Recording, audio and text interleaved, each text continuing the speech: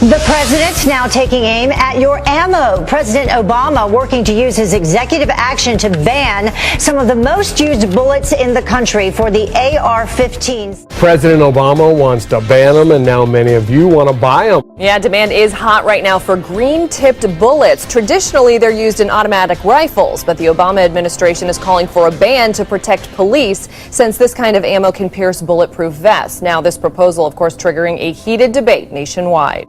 In the short term, if Mr. McConnell, the leader of the Senate, and the Speaker of the House, John Boehner, want to have a vote on whether what I'm doing is legal or not, they can have that vote. I will veto that vote because I'm absolutely confident that what we're doing is the right thing to do. A call to prayer and a call to action in Washington, D.C. About 200 people gather in front of the White House Friday.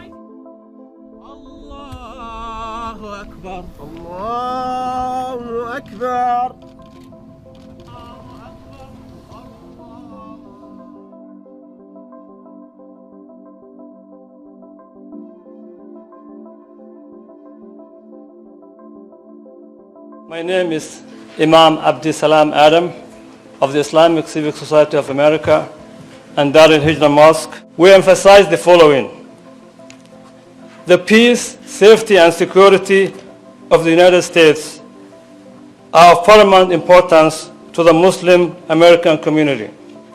We believe in the right of all people to live in peace and security.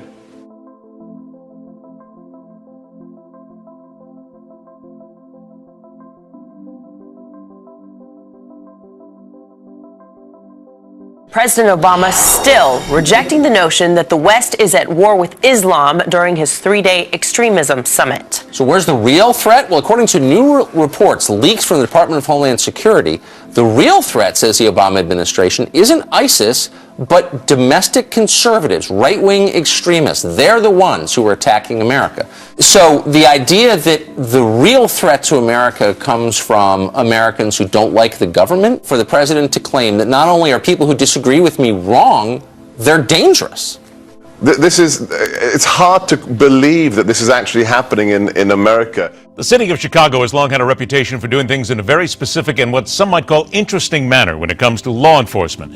While The Untouchables revealed a very Hollywood version of that ideal, in essence, it's not far at all from what some say is the truth here in 2015. Sometimes in order to do the job, cops get their hands dirty. Every member of law enforcement knows this.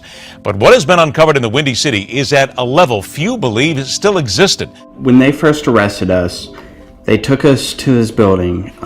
We were never booked or we were never processed. A secret interrogation facility. And they're talking here about keeping arrestees out of official booking databases, shackling them for prolonged periods of time, beating by police resulting in head wounds. First of all, before we even get to what happens around American law enforcement, are you surprised at all to hear that in 2015 there is a building like this that is being used in a major city? When I first read the report, I really was surprised. I looked for some other source because I thought this was just, some report that would be, found not to be credible in the end. The almost Gestapo tactics that I'm reading about now. A historic change this morning for how everyone uses his internet. For the first time, the web will be regulated much like landline telephone service. Regulators approved net neutrality yesterday. The rules are designed to make sure internet companies treat all content providers equally without charging more for faster service. In March 2013, you misled the Senate Intelligence Committee about the scope of NSA surveillance. What do you have to say to communities of color that are so hyper-policed that we're subjected to extrajudicial assassination for selling loose cigarettes when you can get away with perjury before the Senate? Why is your agency above the law? Why is your agency above the law, sir? Why can you lie to the Senate about mass surveillance, presuming the entire globe? Can you tell me why you just spoke in front of James Clapper? Because the Director of National Intelligence committed perjury before the Senate in March 2013 about the scope of national surveillance, domestic, mass surveillance. Can you tell me your name? I'm Shahid Buttar from the Bill of Rights Defense Committee. This morning, American malls are beefing up security after a new terror threat. In the video, a mass narrator calls on Muslims to carry out similar attacks in America, Canada, and the UK. What if such an attack was to occur in the Mall of America in Minnesota? Over the weekend, the Mall of America responded by making changes. The terrorist threat is rising at home and abroad, and is becoming harder to combat.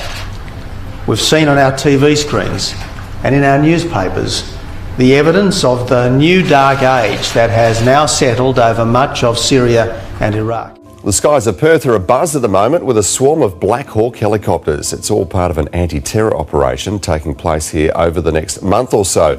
Michael Genovese is in front of the huge choppers this morning. Michael, looking right at home there, mate. They are creating quite a bit of noise around town, though. Yeah, they are creating noise around town. Not yet this morning, though, but I can assure you they will later on this afternoon and tonight as pilots fly these choppers nice and low around the urban areas of Perth. They've been cruising the Perth skyline since Friday. Now, the ADF has already apologised ahead of time for the noise that they'll make, flying over urban areas as low as 100 feet. That's just over 30 metres, Tim. Now, the Army has stressed to the people of Perth that if you do hear one or more of these choppers flying low in your area, do not be alarmed because it is simply a routine training drill. Ever wonder what it would be like if scientists could digitally implant memories into your brain? You could have the memory of an extended vacation at the beach and vividly recollect the feeling of a long walk on the white sand, feeling the breeze in your hair and the waves at your feet, all without having ever left your home. Well, it sounds like something straight out of the movie Total Recall. According to theoretical physicist Dr. Michio Kaku, this futuristic concept isn't too far into the future. Not happy about your body? How about a new one? One doctor claims he could be ready to perform a full body transplant within 2 years.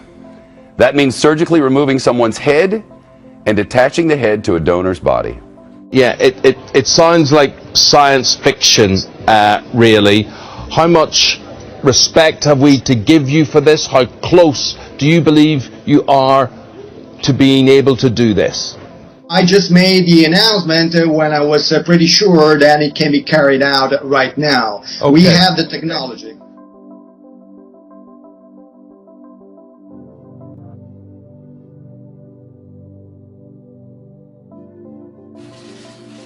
We come together from more than 60 countries from every continent.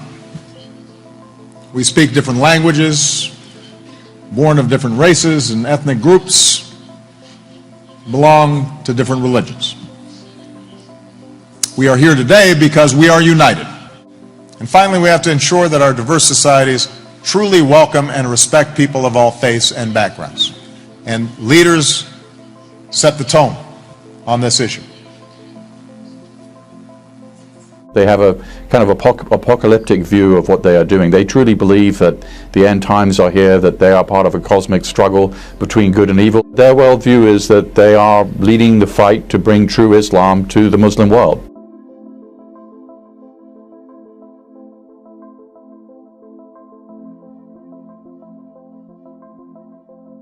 O people, recently you've seen us on the hills of Asham and on Dabaq's plain, chopping off the heads that have been carrying the cross delusion for a long time.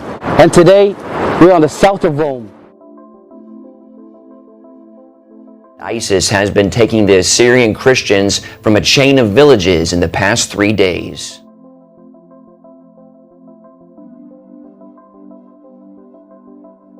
Church pastor Rob Bell has been raising a lot of eyebrows lately for his evolving views about Christianity and the Bible. When is the church going to get that?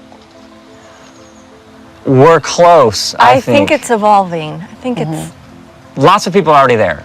We think it's inevitable, and we're moments.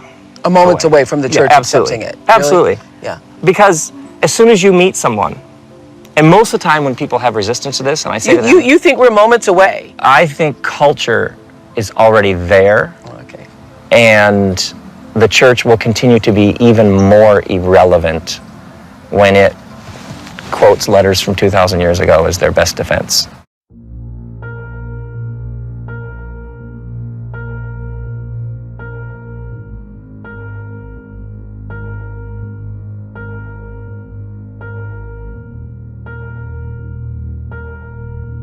The terror threat has Israeli Prime Minister Benjamin Netanyahu encouraging European Jews to move to Israel. A response from the Israeli Prime Minister.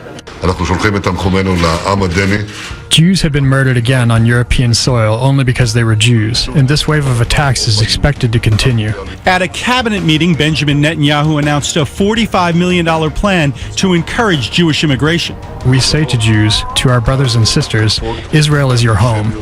We are preparing and calling for the absorption of mass immigration from Europe. The UK could be plunged into darkness next month, as experts warn there could be the biggest solar eclipse since 1999. In London and the southeast, 85% of the sun will be obscured by the moon, while in northern Scotland, more than 95% will be covered.